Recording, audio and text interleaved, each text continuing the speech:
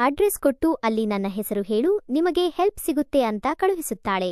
ನಂತರ ರಾಹುಲ್ ಕೋಪಗೊಂಡ ದಿವ್ಯಳನ್ನ ಶಾಂತಗೊಳಿಸಲು ನೀನು ಕೇವಲ ಮಾತಾಡುತ್ತೀಯಾ ಇಲ್ಲ ಏನಾದರೂ ಮಾಡುತ್ತೀಯಾ ಅಂತ ಕೇಳುತ್ತಾನೆ.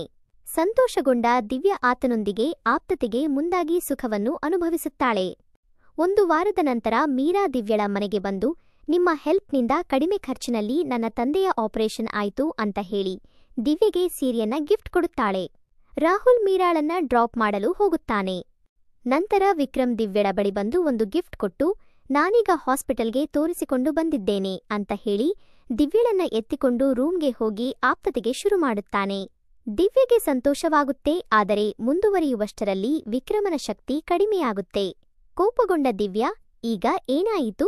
ನೀನು ನಿಜವಾಗಿಯೂ ಹಾಸ್ಪಿಟಲ್ಗೆ ಹೋಗಿದ್ದೀಯಾ ಅಂತ ಕೇಳುತ್ತಾಳೆ. ವಿಕ್ರಮ್, ನಾನು ಹಾಸ್ಪಿಟಲ್ಗೆ ಹೋಗಿಲ್ಲ, ನಿನಗೆ ಸುಳ್ಳು ಹೇಳಿದೆ ಅಂತ ಒಪ್ಪಿಕೊಳ್ಳುತ್ತಾನೆ. ರಾಹುಲ್ ಇದನ್ನೆಲ್ಲ ಕೇಳಿಸಿಕೊಳ್ಳುತ್ತಿರುತ್ತಾನೆ. ದಿವ್ಯ, ನಿನ್ನಿಂದ ಏನು ಬರೋದಿಲ್ಲ ಅಂತ ವಿಕ್ರಮ್ ಮೇಲೆ ಕೋಪಗೊಂಡು ಟೆರೇಸ್ಗೆ ಹೋಗಿ ಅಳಲು ಶುರು ಮಾಡುತ್ತಾಳೆ. ರಾಹುಲ್ ಅಲ್ಲಿಗೆ ಹೋಗುತ್ತಾನೆ. ದಿವ್ಯ, ನಾನು ವಿಕ್ರಮ್ ನನ್ನ ಮದುವೆಯಾಗಿ ತಪ್ಪು ಮಾಡಿದೆ. ಆತನಿಂದ ನನಗೆ ಯಾವ ಸುಖವೂ ಸಿಗುತ್ತಿಲ್ಲ. ನಾನು ಆತನಿಗೆ ಡೈವೋರ್ಸ್ ಕೊಡ್ತೀನಿ, ನೀನು ನನ್ನನ್ನ ಮದುವೆಯಾಗು ಅಂತ ರಾಹುಲ್ಗೆ ಬೇಡಿಕೊಳ್ಳುತ್ತಾಳೆ. ರಾಹುಲ್, ನಮ್ಮ ಸಂಬಂಧವನ್ನ ಸಮಾಜ ಸ್ವೀಕರಿಸುವುದಿಲ್ಲ ಅಂತ ಹೇಳಿದರೆ ದಿವ್ಯ, ನೀನು ನನ್ನ ಜೊತೆ ರೊಮ್ಯಾನ್ಸ್ ಮಾಡುವಾಗ ಈ ಚಿಂತೆ ಬರಲಿಲ್ವಾ? ನನಗೆ ಗೊತ್ತಿಲ್ಲ, ನಾಳೆಯವರೆಗೂ ಸಮಯ ಕೊಡ್ತೀನಿ, ನಮ್ಮ ಮದುವೆ ಬಗ್ಗೆ ಯೋಚಿಸು ಅಂತ ಹೇಳಿ ಹೊರಡುತ್ತಾಳೆ. ಪರೀಕ್ಷೆ ಮತ್ತು ಪ್ರೀತಿಯ ಪರೀಕ್ಷೆ. ಮರುದಿನ ಮೀರಾ ರಾಹುಲ್ಗೆ ತುರ್ತು ಕರೆ ಮಾಡಿ ಕರೆಸಿಕೊಳ್ಳುತ್ತಾಳೆ. ರಾಹುಲ್, ಯಾಕೆ ಅಂತ ಕೇಳಿದಾಗ ಮೀರಾ, ನಾನು ತಂದೆಯ ಹೆಲ್ತ್ ಟೆನ್ಷನ್ ಇಂದ ಅಧ್ಯಯನ ಮಾಡಿಲ್ಲ, ನಾಳೆ ಎಕ್ಸಾಮ್ ಇದೆ, ಫೇಲ್ ಆಗಬಹುದು ಅಂತ ಅಳುತ್ತಾಳೆ. ರಾಹುಲ್, ನೀನು ಭಯಪಡಬೇಡ, ನನ್ನ ಬಳಿ ಒಂದು ಪ್ಲಾನ್ ಇದೆ ಅಂತ ಹೇಳಿ ದಿವ್ಯಳ ಬಳಿ ಹೋಗಿ ನಾನು ನಿನ್ನನ್ನ ಮದುವೆಯಾಗಲು ಒಪ್ಪಿಕೊಂಡಿದ್ದೇನೆ ಅಂತ ಹೇಳುತ್ತಾನೆ. ದಿವ್ಯ ಸಂತೋಷದಿಂದ ನಲಿಯುತ್ತಾಳೆ. ರಾಹುಲ್ ಬೇಸರದಿಂದ ನಿಂತಿರುತ್ತಾನೆ. ದಿವ್ಯ, ಏನಾಯಿತು ಅಂತ ಕೇಳಿದಾಗ ರಾಹುಲ್, 2 ದಿನಗಳಲ್ಲಿ ನನ್ನ ಎಕ್ಸಾಮ್ ಇದೆ, ನಿನ್ನ ನೆನಪು ತೊಂದರೆ ಮಾಡ್ತಿದೆ, ಅಧ್ಯಯನಕ್ಕೆ ಆಗ್ತಿಲ್ಲ, ಏನಾದರೂ ಮಾಡಿ ಎಕ್ಸಾಮ್ ಕ್ವೆಶ್ಚನ್ ಪೇಪರ್ ಸಿಗುವಂತೆ ಮಾಡು ಅಂತ ಬೇಡಿಕೊಳ್ಳುತ್ತಾನೆ. ದಿವ್ಯ, ನಾನು ಏನಾದರೂ ಏರ್ಪಾಡು ಮಾಡ್ತೀನಿ, ಚಿಂತೆ ಮಾಡಬೇಡ ಅಂತ ಹೇಳಿ ವಿಕ್ರಮ್ ಬಳಿ ಹೋಗಿ ಡೈವೋರ್ಸ್ ಪೇಪರ್ಗೆ ಸೈನ್ ಮಾಡು ಅಂತ ಹೇಳುತ್ತಾಳೆ. ವಿಕ್ರಮ್, ದಯವಿಟ್ಟು ಡೈವೋರ್ಸ್ ಕೊಡಬೇಡ, ಒಂದು ಚಾನ್ಸ್ ಕೊಡು ಅಂತ ಬೇಡಿಕೊಳ್ಳುತ್ತಾನೆ. ದಿವ್ಯ, ನೀನು 1 ವಾರದ ಹೆಸರು ಹೇಳಿ ಎಕ್ಸಾಮ್ ಕ್ವೆಶ್ಚನ್ ಪೇಪರ್ ಮುಂಚಿತವಾಗಿ ತರಲ್ಲ ಅಂತ ಹೇಳುತ್ತಾಳೆ. ಮರುದಿನ ದಯಗೊಂಡ ವಿಕ್ರಮ್ ಒಂದು ಪೆನ್ ಡ್ರೈವ್ನಲ್ಲಿ ಎಲ್ಲಾ ಕ್ವೆಶ್ಚನ್ ಪೇಪರ್ಗಳನ್ನ ತಂದು ದಿವ್ಯಗೆ ಕೊಡುತ್ತಾನೆ. ದಿವ್ಯ ಅದನ್ನ ರಾಹುಲ್ಗೆ ಕೊಡುತ್ತಾಳೆ. ಸಂತೋಷಗೊಂಡ ರಾಹುಲ್ ಅದರ ಪ್ರಿಂಟ್ ತೆಗೆದುಕೊಂಡು ಮೀರಾಳಿಗೆ ಕೊಡುತ್ತಾನೆ. ಮೀರಾ ತುಂಬಾ ಸಂತೋಷಪಡುತ್ತಾಳೆ. ರಾಹುಲ್, ಇಷ್ಟಕ್ಕೆ ಸಂತೋಷಪಡಬೇಡ, ನಾನು ಈ ಕ್ವೆಶ್ಚನ್ ಪೇಪರ್ಗಳನ್ನ ಕಾಲೇಜಿನಲ್ಲಿ ಸೇಲ್ ಮಾಡಿ ಸಾಕಷ್ಟು ಹಣ ಗಳಿಸುತ್ತೇನೆ, ಆಮೇಲೆ ನಾವಿಬ್ಬರೂ ಮದುವೆಯಾಗೋಣ ಅಂತ ಮೀರಾಳಿಗೆ ಹೇಳುತ್ತಾನೆ. ಇದನ್ನೆಲ್ಲ ನೋಡಿ ದಿವ್ಯಗೆ ದಿಗಿಲಾಗಿ ಮನೆಗೆ ಹೋಗುತ್ತಾಳೆ. ನಂತರ ರಾಹುಲ್ ದಿವ್ಯಳ ಬಳಿ ಹೋಗುತ್ತಾನೆ. ದಿವ್ಯ, ನಾನು ನಿನ್ನ ಮಗುವಿಗೆ ತಾಯಿ ಆಗ್ತೀನಿ, ನೀನಿನ್ನು ನನ್ನನ್ನ ಮದುವೆಯಾಗಲೇಬೇಕು ಅಂತ ರಾಹುಲ್ಗೆ ಹೇಳುತ್ತಾಳೆ. ರಾಹುಲ್, ಅದು ಸಾಧ್ಯವಿಲ್ಲ, ನಾನು ಮೀರಾಳನ್ನ ಪ್ರೀತಿಸುತ್ತೇನೆ ಅಂತ ಹೇಳುತ್ತಾನೆ. ಈಗಾಗಲೇ ದಿವ್ಯ ಮೀರಾಳಿಗೆ ತನ್ನ ಮತ್ತು ರಾಹುಲ್ ಸಂಬಂಧದ ಬಗ್ಗೆ ಹೇಳಿ ಅವಳ ಮನಸ್ಸನ್ನ ಕೆಡಿಸಿಬಿಟ್ಟಿದ್ದಾಳೆ. ದಿವ್ಯ, ಮೀರಾ ನಿನ್ನನ್ನು ಮದುವೆಯಾಗುತ್ತಾಳೋ ಇಲ್ವೋ ಕೇಳುವೆ ಅಂತ ರಾಹುಲ್ಗೆ ಹೇಳುತ್ತಾಳೆ. ರಾಹುಲ್ ಮೀರಾಳಿಗೆ ಕರೆ ಮಾಡಿದಾಗ ಮೀರಾ, ನೀನೊಬ್ಬ ಮೋಸಗಾರ, ಇನ್ನೊಮ್ಮೆ ನನಗೆ ಕರೆ ಮಾಡಬೇಡ ಅಂತ ತರಾಟಿಸುತ್ತಾಳೆ. ದಿವ್ಯ ಜೋರಾಗಿ ನಗಲು ಶುರು ಮಾಡಿದಾಗ ಕೋಪಗೊಂಡ ರಾಹುಲ್ ಭಾವನಾತ್ಮಕವಾಗಿ ತೊಂದರೆಗೊಳಗಾಗುತ್ತಾನೆ. ಆದರೆ ಕೊಲೆಗೆ ಒಳಗಾಗದೆ ತನ್ನ ತಪ್ಪನ್ನ ಅರಿತು ದಿವ್ಯಳಿಂದ ಕ್ಷಮೆ ಕೇಳುತ್ತಾನೆ. ದಿವ್ಯ ತನ್ನ ವರ್ತನೆಯ ಬಗ್ಗೆ ಯೋಚಿಸಿ ರಾಹುಲ್ನ ಕ್ಷಮಿಸುತ್ತಾಳೆ. ಆದರೆ ಈ ಘಟನೆಯನ್ನ ವಿಕ್ರಮ್ ಗಮನಿಸಿರುತ್ತಾನೆ. ದಿವ್ಯಳ ತಪ್ಪಿನ ಬಗ್ಗೆ ತಿಳಿದ ವಿಕ್ರಮ್ ತನ್ನ ಹೆಲ್ತ್ ಕೇರ್ ತೋರಿಸಿ ದಿವ್ಯಳ ಜೊತೆ ಸಂಬಂಧವನ್ನು ಸರಿಪಡಿಸಿಕೊಳ್ಳಲು ಯತ್ನಿಸುತ್ತಾನೆ. ರಾಹುಲ್ ತನ್ನ ಅಧ್ಯಯನವನ್ನು ಮುಂದುವರಿಸಲು ಮತ್ತು ಮೀರಾಳ ಜೊತೆ ಸಂಬಂಧವನ್ನು ಸರಿಪಡಿಸಿಕೊಳ್ಳಲು ಹಳ್ಳಿಗೆ ವಾಪಸ್ ಹೋಗುತ್ತಾನೆ. ಕಥೆ ಇಲ್ಲಿಗೆ ಮುಗಿಯುತ್ತೆ. ಸಾವಿತ್ರಿಯ ಕಥೆಯ ಮುಂದುವರಿದ ಭಾಗ. ಹಿಂದಿನ ಕಥೆಯ ಮುಂದುವರಿದ ಭಾಗ. ರೂಪಾ ಮತ್ತು ಮಾವನ ಸಂಬಂಧದ ಅನುಮಾನ. ಈ ಹೊತ್ತಲ್ಲಿ ಅದು ರೂಪಾ ಅತ್ತಿಗೆ ರೂಮಿನಲ್ಲಿ ಏನು ಮಾಡ್ತಾ ಇದ್ದಳು ಅಂತ ವಿಚಾರ ಮಾಡಿದೆ. ಕೊನೆಗೆ ಮಾವ ಸುಮ್ಮನೆ ತಮ್ಮ ಪಾಡಿಗೆ ತಾವು ತಲೆ ಕೆಳಗೆ ಹಾಕೊಂಡು ಹೋದರು. ಆದರೆ ನನ್ನ ತಲೆಯಲ್ಲಿ ಆ ವಿಚಾರದ ಬಗ್ಗೆ ಏನೇನೋ ಅನಿಸ್ತಾ ಇತ್ತು. ಹೀಗೆ ವಿಚಾರ ಮಾಡುತ್ತಾ ಹಾಗೆ ಮಲಗಿಕೊಂಡು ಬಿಟ್ಟೆ. ಈ ಬಗ್ಗೆ ನಾನು ಯಾರಿಗೂ ಹೇಳಲಿಲ್ಲ. ಯಾಕಂದ್ರೆ ಗಂಡ ಕೂಡ ನನ್ನ ನಂಬಿರಲಿಲ್ಲ. ಇನ್ನು ಅತ್ತೆ ಕೂಡ ನನಗೆ ಬೈತಾ ಇದ್ಲು. ನನ್ನ ಮಾತಿಗೆ ಬೆಲೆಯೇ ಇರಲ್ಲ ಅಂತ ಹೇಳಿ ಸುಮ್ಮನಾಗಿಬಿಟ್ಟೆ. ಮತ್ತೊಂದು ತಿಂಗಳು ಬಳಿಕ ನಾನು ಬಿಲ್ಸ್ ನೋಡ್ತಾ ಇರಬೇಕಾದರೆ ರಾತ್ರಿ 1ರ ಸುಮಾರಿಗೆ ರೂಮಿನ ಬಾಗಿಲು ಶಬ್ದ ಆಯಿತು. ನಾನು ಹೊರಬಂದು ನೋಡಿದರೆ ಮಾವ ನಿಧಾನವಾಗಿ ಒಳಗಡೆ ಆ ಕಡೆ ಈ ಕಡೆ ನೋಡಿ ಒಳಗಡೆ ಹೋದರು. ಆಮೇಲೆ ನಿಧಾನವಾಗಿ ಬಾಗಿಲು ಹಾಕಿಬಿಟ್ಟರು. ಅಲ್ಲಿಗೆ ನನಗೆ ಸ್ವಲ್ಪ ಅವರಿಬ್ಬರ ಮೇಲೆ ಸ್ವಲ್ಪ ಡೌಟ್ ಬಂದಿತ್ತು. ಮರುದಿನ ರಾತ್ರಿ ನಾನು ಈ ಗುಟ್ಟನ್ನು ಕಂಡುಹಿಡಿಬೇಕು ಅಂತ ಮಲ್ಕೊಳ್ಳುವ ಮುಂಚೆ ಏನೋ ನೆಪ ಮಾಡಿಕೊಂಡು ರೂಪಾ ರೂಮಿಗೆ ಹೋಗಿ ನನ್ನ ಹಳೆ ಫೋನ್ ಸೈಲೆಂಟ್ ಮಾಡಿ ಸೌಂಡ್ ರೆಕಾರ್ಡಿಂಗ್ ಆನ್ ಮಾಡಿ ಸುಮ್ಮನೆ ಬಂದು ಮಲಗಿದ್ದೆ. ಮತ್ತೆ ರಾತ್ರಿ ಅದೇ ಹೊತ್ತಿಗೆ ಮಾವ ರೂಪಾ ರೂಮಿಗೆ ಹೋಗಿ ತಮ್ಮ ಕೆಲಸ ಮುಗಿಸಿ ಬಂದರು. ನಾನು ಬೆಳಿಗ್ಗೆ ಬೇಗ ಎದ್ದು ಕಸಗುಡಿಸೋಕೆ ಅಂತ ಹೋದಾಗ ನನ್ನ ಫೋನ್ ಎತ್ತಿ ಇಟ್ಕೊಂಡಿದ್ದೆ. ಎಲ್ಲ ಕೆಲಸ ಮುಗಿದ ಬಳಿಕ ಆ ವಾಯ್ಸ್ ರೆಕಾರ್ಡಿಂಗ್ ಕೇಳಿ ನನಗೆ ಹೆದರಿಕೆ ಆಯ್ತು. ಯಾಕಂದ್ರೆ ಮಾವರೂಪ ಸೇರಿ ನನ್ನ ಹೇಗಾದರೂ ಮಾಡಿ ಮನೆಯಿಂದ ಹೊರಗೆ ಹಾಕಬೇಕು. ಅವಳಿಗೆ ಡೌಟ್ ಬಂದಿರುವ ತರ ಕಾಣ್ತಾ ಇದೆ ಅಂತೆಲ್ಲ ಅದರಲ್ಲಿ ಮಾತಾಡಿದ್ರು. ಅಲ್ಲದೆ ಅದರಲ್ಲಿ ಅವರಿಬ್ಬರು ಸುಖದಿಂದ ಇರಬೇಕಾದರೆ ಬರುವ ಶಬ್ದ ಎಲ್ಲ ರೆಕಾರ್ಡ್ ಆಗಿತ್ತು.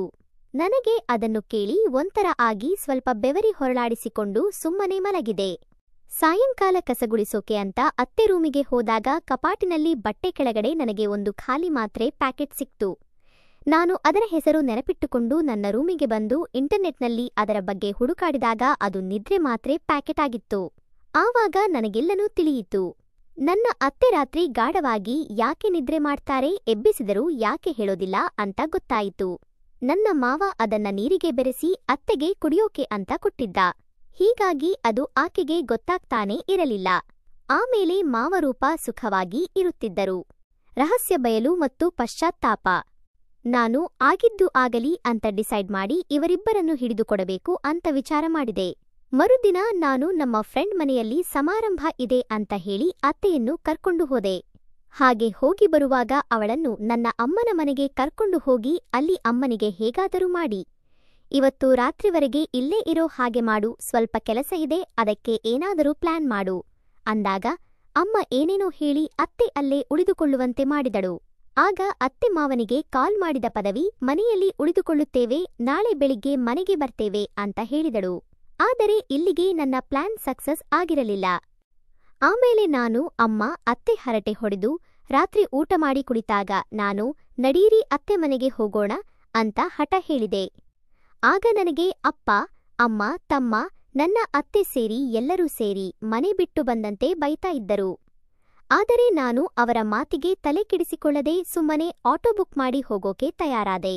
ಆಗ ನನ್ನ ಅತ್ತೆ ತಾವು ಜೊತೆಗೆ ಬರ್ತೀನಿ ಅಂತ ಹೇಳಿದರು. ಆಟೋದಲ್ಲಿ ಹೋಗಬೇಕಾದರೆ ಅತ್ತೆ ನನ್ನ ಗಂಡನಿಗೆ ಕಾಲ್ ಮಾಡಿ ನಿನ್ನ ಹೆಂಡತಿ ಮನೆಯಲ್ಲಿ ಹೀಗೆಲ್ಲ ಮಾಡ್ತಾ ಇದ್ದಾಳೆ, ನನಗೆ ಅವಮಾನ ಮಾಡಿದ್ರು ಅಂತ ಏನೇನೋ ಹೇಳಿದ್ರು. ನನಗೆ ನನ್ನ ಗಂಡ ಕಾಲ್ ಮಾಡಿ ಒಗ್ಗರಣೆ ಹಾಕಿದ್ರು.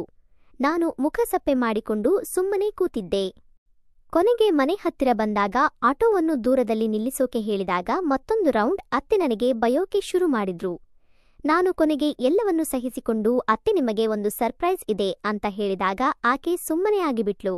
ನೀನೇನಾದರೂ ಮತ್ತೆ ಚಿಕ್ಕ ಹುಡುಗರ ತರ ಮಾಡಿದ್ರೆ ಈ ಸಾರ್ತಿ ನಿನ್ನ ಮನೆಗೆ ನಿನ್ನ ಕಳಿಸ್ತೀನಿ ಹುಷಾರ್ ಅಂತ ಅವಾಜ್ ಹಾಕಿದ್ರು. ಆಗ ನಾನು ಅತ್ತೆಗೆ ಆಯ್ತು ಅಂತ ಹೇಳಿದೆ. ಆದರೆ ಅತ್ತೆ ನನ್ನ ಮಾತನ್ನು ಕೇಳಿ ಗಾಬರಿಯಾದರು.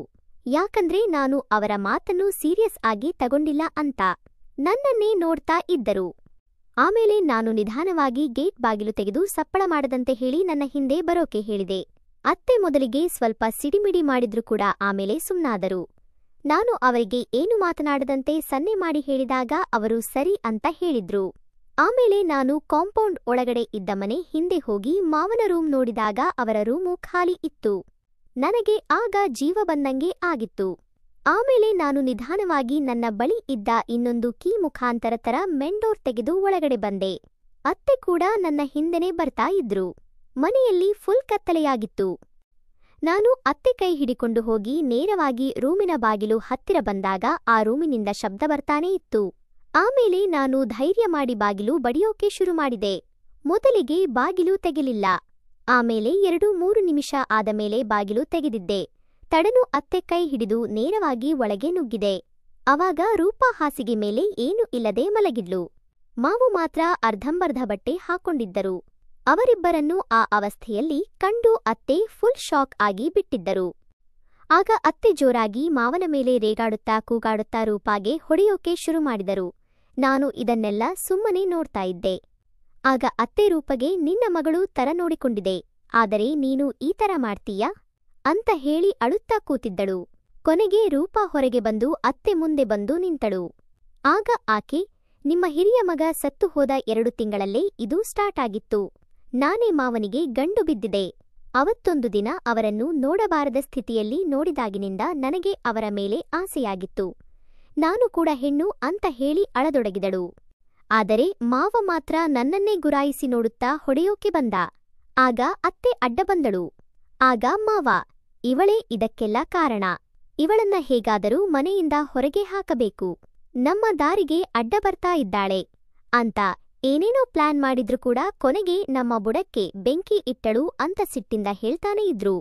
ಕೊನೆಗೆ ಅದೇ ರಾತ್ರಿ ನಾನು ನನ್ನ ಗಂಡನಿಗೆ ಫೋನ್ ಮಾಡಿ ಎಲ್ಲ ವಿಚಾರ ಹೇಳಿದೆ. ಆಗ ಅವನು ಕೂಡ ಇದನ್ನು ನಂಬಲಿಲ್ಲ.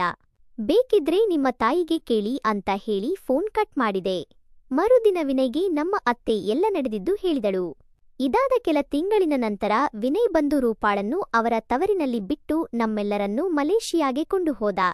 ಫ್ರೆಂಡ್ಸ್, ಈ ಕಥೆ ಇಷ್ಟವಾಗಿದ್ದರೆ ಒಂದು ಲೈಕ್ ಕೊಟ್ಟು ಚಾನೆಲ್ ಸಬ್ಸ್ಕ್ರೈಬ್ ಮಾಡಿಕೊಳ್ಳಿ. ಮುಂದಿನ ವಿಡಿಯೋದಲ್ಲಿ ಸಿಗೋಣ. ಧನ್ಯವಾದಗಳು.